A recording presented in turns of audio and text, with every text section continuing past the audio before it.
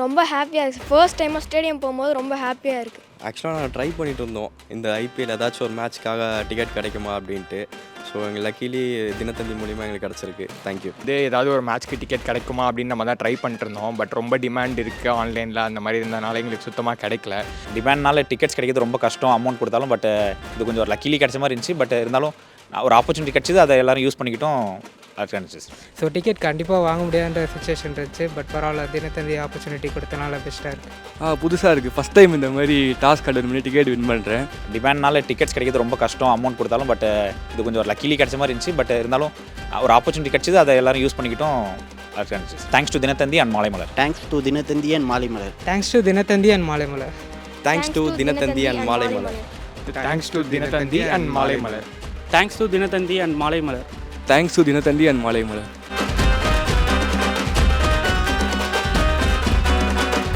நம்ம ticket contest ஒன்று run பண்ணியிருந்தோம். அதில் டிக்கெட் வின் பண்ணவங்க 10 பேர். அந்த 10 பேரில் ஒரு ஆளுக்கு 2 டிக்கெட்னு கொடுத்துருந்தோம். வந்தவங்க எல்லாருமே அவங்களோட எக்ஸ்பீரியன்ஸ் நிறைய ஷேர் பண்ணியிருந்தாங்க. அதில் ஃபர்ஸ்ட் கொஸ்டினாக நம்ம வச்சது தினத்தந்திக்கும் அவங்களுக்கும் உள்ள கனெக்டை பற்றி கேட்டிருந்தோம். அது என்ன சொல்லியிருக்காங்கன்றத வீடியோவில் பார்க்கலாம் வாங்க. என்னோட நேம் ராஜதுரை. நான் விழுப்புரம் டிஸ்ட்ரிக்ட் ஜெயங்கொண்டான் கிராமத்துலேருந்து வரேன். தினத்தந்தி வந்து பரவலாகவே கிராமத்துலையுமே சரி, எல்லா இடத்துலையுமே சரி, நியூஸ் பேப்பர் பரவலாக இருக்கும். ஸோ அதனால் அந்த பார்த்த பழக்கம் உண்டு. அதுக்கப்புறம் தினத்தந்தி டிடி நெக்ஸ்ட் வந்தப்பறம் ஸோ இங்கிலீஷ்லையும் படிக்கிற மாதிரி ஒரு ஆப்பர்ச்சுனிட்டி கிடச்சிது. என் பேர் தீனதயாளன். நான் மதுரையிலேருந்து வரேன். சின்ன வயசுலேருந்து தினத்தந்தி நம்ம ஃபெமிலியராக இருக்க ஒன்று தான். வீட்டில் நியூஸ் பேப்பர் வாங்குறதா இருக்கட்டும். இப்போது என்டர்டெயின்மெண்ட்க்கு சோஷியல் மீடியா யூஸ் பண்ணுறப்போ அது எனக்கு இன்ஃபர்மேஷனும் எக்ஸ்ட்ரா அடிஷ்னலாக டெய்லி வந்துடுது.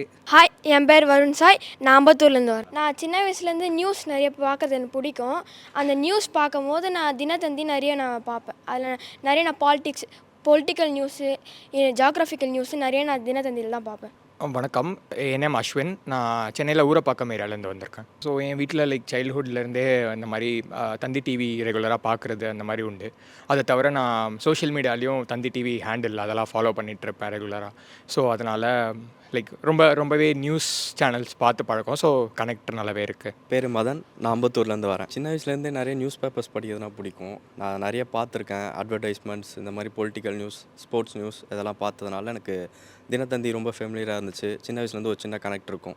என் பேர் சபரீஷ். நான் குரோம்பேட்லேருந்து வந்தேன். மோஸ்ட்டாக சோஷியல் மீடியா ஹேண்டில்ஸ் தான் ஃபாலோ பண்ணியிருக்கேன். ஸோ அதில் வர நியூஸ்லாம் பார்த்து தான். மோகன்குமார். நான் மதுரையிலேருந்து வரேன். நான் டெய்லி மேட்ச் பார்க்குறது உண்டு. இப்போ இந்த தினத்தந்தி வந்து எஸ்டர்டே நாங்கள் கான்டெஸ்ட் பார்த்து பார்ட்டிசிபேட் பண்ணோம். லக்கிலி என் ஃப்ரெண்டுக்கு விழுந்துருச்சு. நான் ஆல்ரெடி இதுக்கு முன்னாடி வந்து இந்தியா மேட்ச்க்குலாம் நாங்கள் ஆல்ரெடி டிக்கெட் இது பண்ணியிருக்கோம். இப்போ என் ஃப்ரெண்ட்ஸ்க்காக வந்து நான் டிக்கெட் கலெக்ட் பண்ணிட்டு போகிறேன். ஸோ நான் சூரியகுமார். நான் திண்டுக்கல்லேருந்து வரேன். பட் நான் இங்கே சென்னையில் ஒர்க் பண்ணுறதுனால நான் கோடம்பாக்கத்தில் வந்து விசிட் பண்ணியிருக்கேன். ஸோ தினத்தந்தி வந்து நான் வாட்ஸ்அப் சேனலில் வந்து ஃபாலோ பண்ணியிருக்கேன். ஸோ டெய்லியும் வந்து நான் தமிழும் ரீட் பண்ணணும்னு நினைக்கிறேன். ஸோ இங்கிலீஷும் ரீட் பண்ணணும்னு நினைக்கிறேன். ஸோ வாட்ஸ்அப் சேனல் மூலயமா நான் தினத்தந்தியை வந்து டெய்லி ஃபாலோ பண்ணி நியூஸ் படிச்சுட்டு இருந்தேன். ஸோ அதான் என்னோடய கனெக்ட் தினத்தந்தியோட. என் நேம் லோகேஷ். நான் கேகே நகர்லேருந்து வரேன். சின்ன வயசுலேருந்து நியூஸில் நிறையா பார்ப்பேன். அது வந்து தினத்தந்தியில், அந்த தினத்தந்தி பிளாட்ஃபார்மில் அதில் வந்து நியூஸ்லாம் நம்ம கரெக்டாக சொல்லுவாங்க. கரெக்டாக உண்மையான நியூஸ்லாம் சொல்லுவாங்க. அதனால் தினத்தந்தியில் நல்ல கனெக்ட் இருக்குது. சார், என் நேம் ஷாம் சுந்தர். நான் சவுகார்பேட் பாரிஸ்லேருந்து வரேன். நான் பார்த்தோம்னா நான் ஸ்கூல் படிக்கும் போது எங்கள் டீச்சர் பார்த்தோம்னா டெய்லி ஒரு ஹெட்லைனு ஆர் ஏதோ ஒரு பேஜ் படிக்கணும்ன்ட்டு சொல்லுவாங்க. அது கொஞ்சம் இன்னும் அதுலேருந்து எங்களுக்கு ரொம்ப கனெக்டிவாக இருக்குது சார். அடுத்ததாக அவங்களோட லைஃப்பில் கிரிக்கெட் ஸ்டேடியம் போய் மேட்ச் பார்த்த அனுபவம் இருந்தால் கேட்டோம். அதுக்கு என்ன சொல்லியிருக்காங்கன்றதை நீங்களே பாருங்கள். சார் பார்த்துருக்கேன். ஐபிஎல் மேட்சஸ் ஒரு டைம் பார்த்துருக்கேன். இப்போ முன்னதாக T20 வேர்ல்டு கப் மேட்சஸும் 2-3 மேட்ச் பார்த்துருக்கேன். ஸோ அது ஈஸியாக கிடச்சிது. ஐபிஎல் பட் கஷ்டமாக இருந்தது. அது பார்த்தோம்னா ஒரு வீட்டில் இருந்துக்குன்னு ஒரு 5 பீப்புள் கூட க்ரௌட் இது மேட்ச் பார்க்குறதோ ஒரு 50,000 கூட பீப்புளில் இது மேட்ச் பார்க்குறது ரொம்ப எக்ஸைட்டிங்காக இருக்கும் சார் ஸ்டேடியத்தில். ஒரு 2 இயர்ஸ் பேக் நான் ஸ்டேடியமில் போய் மேட்ச் பார்த்தேன். அந்த டைமோட இப்போ கம்பேர் பண்ணுறப்போ ரீசெண்டாக என்டர்டெயின்மெண்ட் டேக்ஸில் இன்க்ரீஸ் பண்ணிட்டாங்க. ஹைக்கு ரொம்ப ப்ரைஸ் ஏறிச்சு. ஸோ டிக்கெட் கண்டிப்பாக வாங்க முடியாத சுச்சுவேஷன் இருந்துச்சு. பட் பரவாயில்ல, தினத்தந்தி ஆப்பர்ச்சுனிட்டி கொடுத்தனால பெஸ்ட்டாக இருக்குது. நானும் போனதில்லை. இதுதான் ஃபர்ஸ்ட் டைம் போக போகிறது. நான் இதுக்கு முன்னாடி கிட்டத்தட்ட ஒரு 10 இயர்ஸ் பேக் முன்னாடி ஒன்ஸ் போயிருக்கேன். ஸோ அப்போது பார்த்த சிஎஸ்கே அண்ட் ஹைதராபாத் மேட்ச் போயிருக்கேன். அப்போது பார்த்த எக்ஸ்பீரியன்ஸ் அது செம்ம எக்ஸ்பீரியன்ஸாக இருந்துச்சு எனக்கு. இயர்லி ஒரு 3 to 4 மேட்சஸ் பார்ப்பேன். இது வந்து ஃபஸ்ட்டு டைம் நான் வந்து டெய்லி தந்திக்காக பார்க்கேன். ஸோ இந்த சீசனில் தான் ஃபஸ்ட்டு மேட்ச் போய் பார்த்தேன். ஸோ ரொம்ப கஷ்டப்பட்டு ஃபஸ்ட்டு வந்து 2000 டிக்கெட்டுக்கு வந்து பர்ச்சேஸ் பண்ணி நான் போய் அங்கே பார்த்தேன். 2 இயர்ஸ் முன்னாடி சிஎஸ்கே vs KKR மேட்ச் போய் பார்த்தேன்.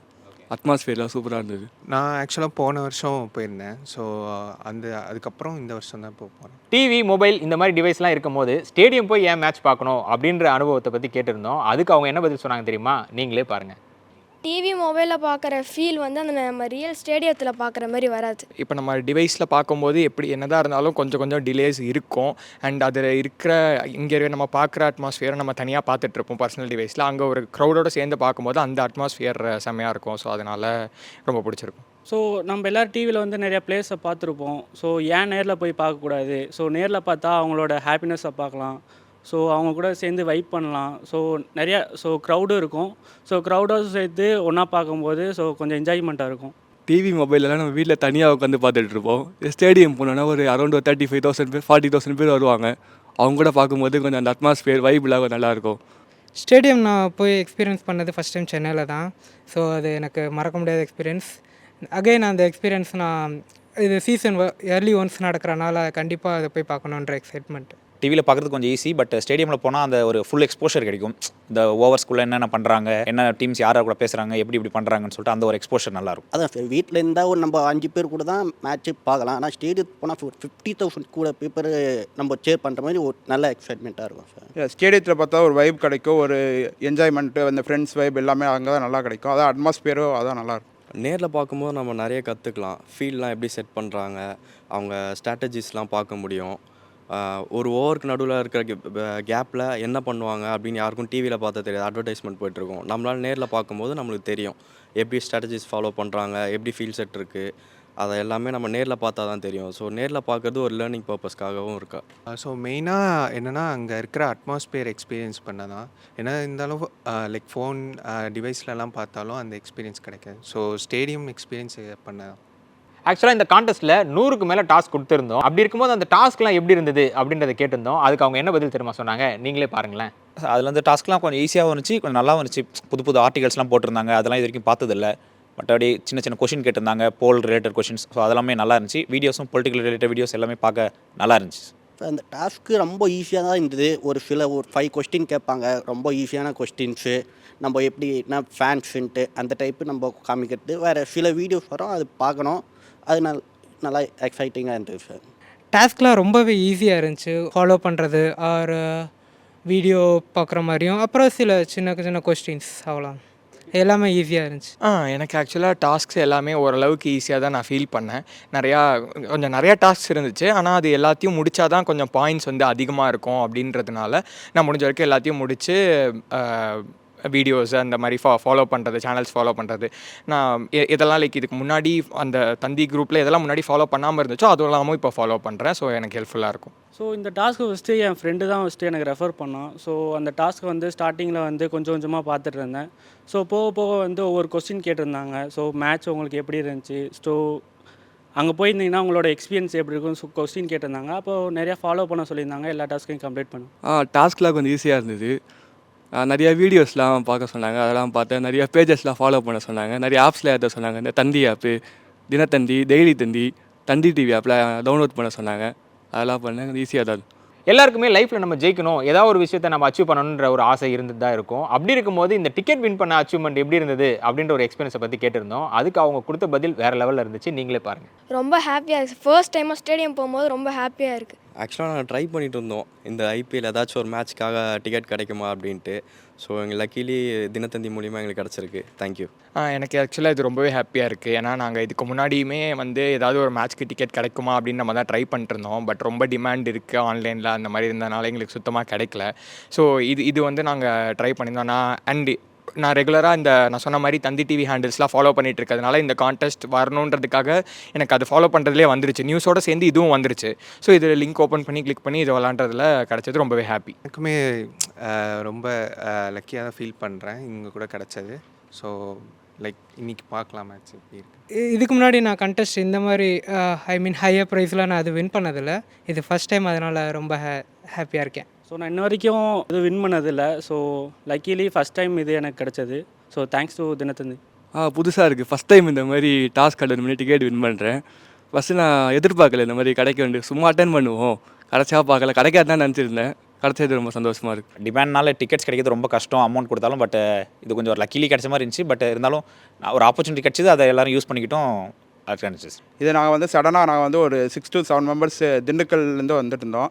வந்துட்டு இருக்கப்போ எங்களுக்கு ஆல்ரெடி நிறையா இதில் இந்த மாதிரி டிக்கெட் இதாக இருந்துருந்துச்சு. சடன்லி பாட்டில் பார்த்தா ஒரு 2 டிக்கெட் மட்டும் மிஸ் ஆகிற மாதிரி இருந்துச்சு. அப்போ என் ஃப்ரெண்டு சடனாக கால் பண்ணி இந்த மாதிரி என்கிட்ட டெய்லி தந்தி டிக்கெட் நான் வின் பண்ணிட்டேன், நீ அதுக்கு போ, அது உனக்கு கிடச்சிச்சுன்னா நான் அதுக்கு போ, அது வரைக்கும் நீ நம்மளுக்கு தினத்தந்தி நம்மளுக்கு கொடுத்துருக்காங்க, நம்ம அதில் போய் என்ஜாய் பண்ணி மாசாக பார்த்துட்டு வந்தோம். நான் ஃபஸ்ட் டைம் வின் பண்ணியிருக்கேன் சார். வீடியோவில் பார்த்தீங்களா அவங்களோட எக்ஸ்பீரியன்ஸ் எல்லாமே ஷேர் பண்ணியிருந்தாங்க. அதே மாதிரி நீங்களும் டிக்கெட் வின் பண்ணி ஸ்டேடியமில் லைவாக மேட்ச் பார்க்கணும்னு ஆசைப்பட்டீங்கன்னா நம்ம சோஷியல் மீடியா பேஜ் எல்லாத்தையும் ஃபாலோ பண்ணிக்கோங்க. அதில் இந்த மாதிரி டாஸ்க் வரும், அதை அட்டன் பண்ணி நீங்களும் வின் பண்ணி லைவாக ஸ்டேடியமில் போய் மேட்சை பார்க்கலாம். தேங்க்யூ.